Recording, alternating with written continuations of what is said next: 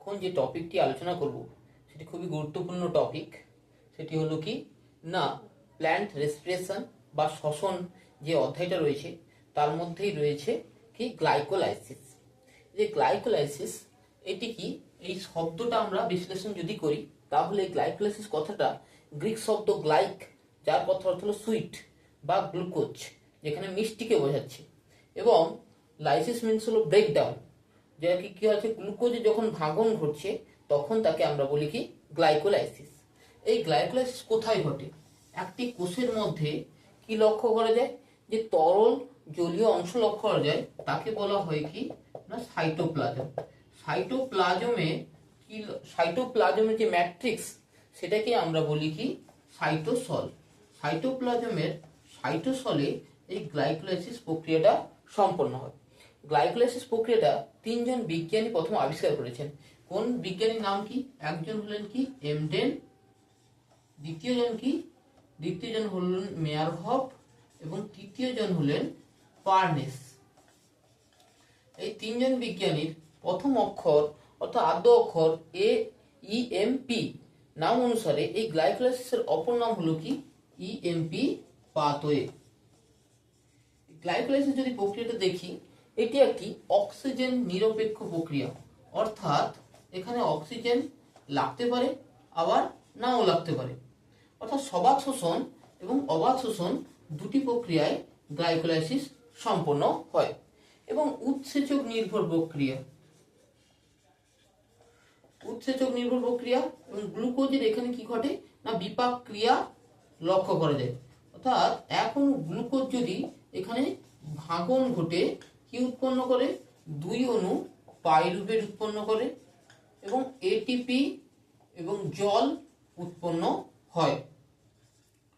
তাহলে আমরা যদি গ্লাইকোলাইসিসের সংজ্ঞাটা যদি বলি, তাহলে গ্লাইকোলাইসিস একটি জৈব রাসায়নিক পদ্ধতি।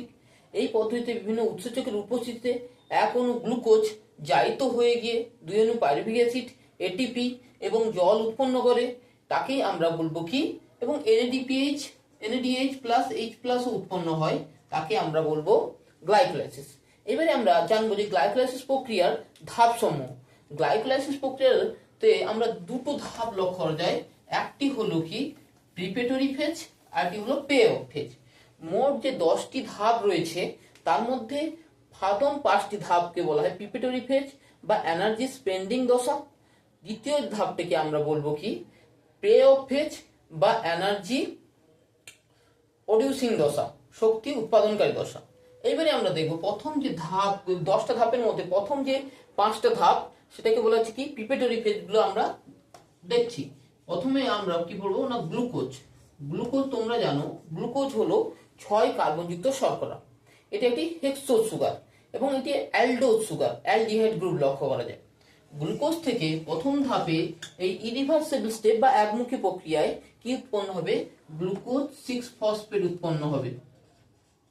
গ্লুকোজ 6 ফসফেট যে উৎপন্ন হলো, তাহলে বুঝতে পারছো প্রথম যে প্রক্রিয়াটি কি লক্ষ্য হচ্ছে, গ্লুকোজ থেকে যখন গ্লুকোজ 6 ফসফেট অর্থাৎ 6 নম্বর কার্বনে যখন ফসফেট গ্রুপ অ্যাড হচ্ছে, এটা একটি ফসফোরাইলেশন প্রক্রিয়া। এই প্রক্রিয়ায় কি লাগে না এটিপি কাজে লাগে, এক অণু এটিপি কাজে লাগে। এক অণু এটিপি কাজে লাগার দরুন এইখানে এক ধরনের উৎসেচক লাগে, যেখানে এটিপি বিক্রিয়া অংশগ্রহণ করে সেখানে উৎসেচকের নাম হলো কাইনেজ। তবে এনজাইমের নাম সাবস্ট্রেটের নামকরণ অনুসারে হয়। এখানে সাবস্ট্রেট হলো গ্লুকোজ বা হেক্সো সুগার, সেই জন্য এখানে এনজাইমটির নাম কি হবে, এনজাইমের নাম হবে হেক্সোকাইনেজ। অর্থাৎ গ্লুকোজ যেহেতু হেক্সো সুগার সেই জন্য এর নাম হবে কি হেক্সোকাইনেজ। যেখানে এটিপি বিক্রিয়া অংশগ্রহণ করে সেখানে একটি কোফ্যাক্টর লাগে, কোফ্যাক্টরের নাম হলো কি ম্যাগনেসিয়াম। তাহলে প্রথম ধাপটা আমরা বুঝলাম। দ্বিতীয় ধাপটা কি হয়, গ্লুকোজ 6 ফসফেট থেকে কি হয় না ফ্রুক্টোজ 6 ফসফেট উৎপন্ন হয়। এই যে দ্বিতীয় ধাপে ফ্রুক্টোজ যে 6 ফসফেট যে উৎপন্ন হচ্ছে, এই ধাপে কি লক্ষ্য করা যায়, আইসোমারাইজেশন প্রক্রিয়াটি লক্ষ্য করা যায়। গ্লুকোজ 6 ফসফেটের আইসোমার হলো ফ্রুক্টোজ 6 ফসফেট, সেই প্রক্রিয়ায় আইসোমারাইজেশন প্রক্রিয়াটি লক্ষ্য করা যায়। সেই জন্য এই প্রক্রিয়ায় যে উৎসেচকটা লাগে তার নাম হলো ফসফোগ্লুকো আইসোমারেজ। তৃতীয় যদি আমরা ধাপটা দেখি, সেটি হলো একমুখী প্রক্রিয়া। এই প্রক্রিয়ায় ফ্রুক্টোজ 6 ফসফেট থেকে কি উৎপন্ন হবে, ফ্রুক্টোজ 1,6 বিসফসফেট।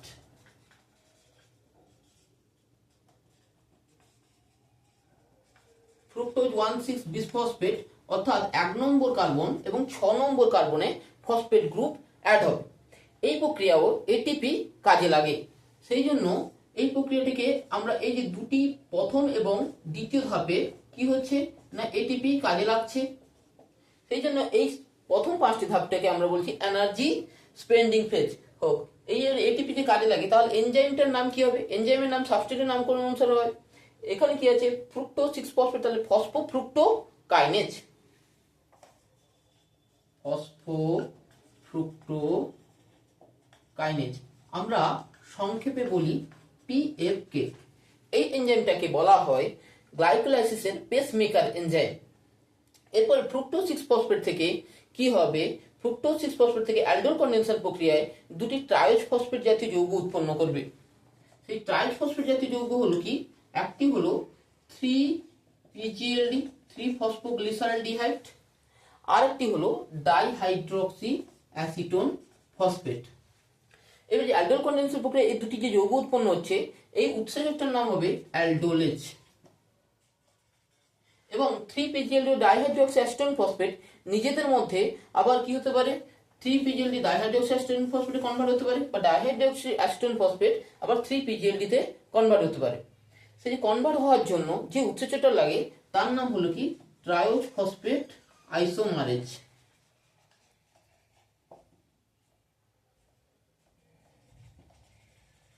এই প্রথম 5টি ধাপটিকে আমরা বলবো কি না প্রিপেটরি ফেজ বা এনার্জি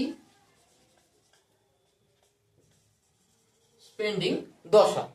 এরপরে আমরা শেষ 5টি ধাপ দেখব। তাহলে আমরা পেলাম কি কি পেলাম? আমরা পেয়েছি 3-PGLD পেয়েছি এবং ধাপ পেয়েছি। 3-PGLD ও ধাপ থেকে কি করে পাইরুভেট উৎপন্ন হবে আমরা সেগুলো দেখব। 3-PGLD এবং ধাপ বা ডাইহাইড্রোক্সি অ্যাসিটোন ফসফেট। 3-PGLD থেকে উৎপন্ন হবে 1,3-BPGA অর্থাৎ 1,3-বিসফসফোগ্লিসারিক অ্যাসিড। এইবারে এই 3-PGLD থেকে যে ঘটনাগুলো ঘটবে ডাইহাইড্রোক্সি অ্যাসিটোন ফসফেট থেকেও সেই বিক্রিয়াগুলো ঘটে।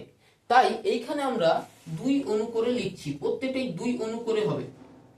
এবং এই প্রক্রিয়াটা কি হয় না NAD থেকে NADH, কাজের NAD থেকে NADH প্লাস H প্লাস উৎপন্ন হয়। যেখানে NAD এর বিক্রিয়া ঘটে সেখানে যে উৎসেচকটি লাগে সেটি হলো ডিহাইড্রোজেনেজ। তাহলে এখানে উৎসেচকটার নাম হবে কি? ফসফোগ্লিসারলডিহাইড ডিহাইড্রোজেনেজ। ফসফোগ্লিসারলডিহাইড ডিহাইড্রোজেনেজ। 3-PGL থেকে বা 1,3-বিসফসফোগ্লিসারিক অ্যাসিড থেকে তার পরবর্তী ধাপে তৈরি হবে কি? 3-PGA বা 3-ফসফোগ্লিসারিক অ্যাসিড।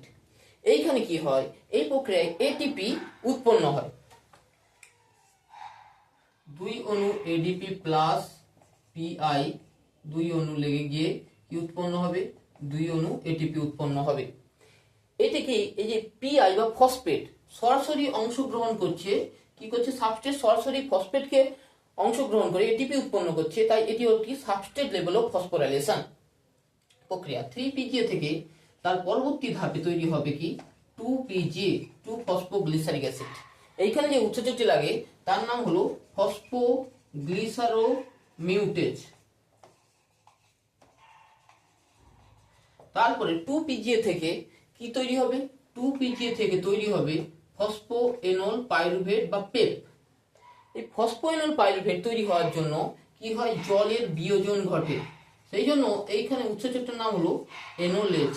তার পরবর্তী যে শেষ ধাপ ফসফোএনল পাইরুভেট থেকে তৈরি হবে একমুখী প্রক্রিয়ার মাধ্যমে পাইরুভেট। এইখানে কি হয়? এখানে ওই এডিপি প্লাস পিআই থেকে এটিপি উৎপন্ন হয়। এডিপি প্লাস পিআই থেকে যেহেতু এটিপি উৎপন্ন হচ্ছে সরাসরি ফসফেট জাতীয় শোষণ জাতীয় শক্তিকে কাজে লাগাচ্ছে এবং সাবস্ট্রেট থেকে কি হচ্ছে? এটিপি উৎপন্ন হচ্ছে। এটিও একটিকে সাবস্ট্রেট লেভেল অফ ফসফোরাইলেশন। এইখানে যে উৎসেচকটি লাগে তার নাম হলো পাইরুভেট কাইনেজ। এই পাইরুভেট কাইনেজের কোফ্যাক্টরকে K+ বা ম্যাগনেসিয়াম প্লাস বা ম্যাঙ্গানিজ প্লাস, এগুলো পাইরুভেট কাইনেজের কোফ্যাক্টর হিসেবে কাজ করে। এই যে এই প্রক্রিয়াগুলো দেখলাম, এই প্রক্রিয়াগুলো কি, এই 5টি প্রক্রিয়াকে বলা হয় প্লে অফ ফেজ, বা আমরা বলতে পারি এনার্জি প্রডিউসিং ফেজ বা শক্তি ব্যয়কারী দশা।